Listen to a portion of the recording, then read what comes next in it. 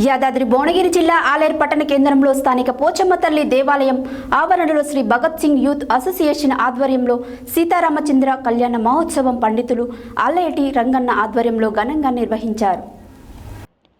యాదాద్రి భువనగిరి జిల్లా ఆలేరు పట్టణ కేంద్రంలో స్థానిక పోచమ్మ తల్లి దేవాలయం ఆవరణలో శ్రీ భగత్ సింగ్ యూత్ అసోసియేషన్ ఆధ్వర్యంలో శ్రీ సీతారామచంద్ర కళ్యాణ మహోత్సవం పండితులు ఆలేటి రంగన్న ఆధ్వర్యంలో ఘనంగా నిర్వహించారు.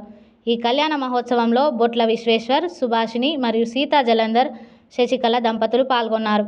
అనంతరం అన్నదాన కార్యక్రమం నిర్వహించారు.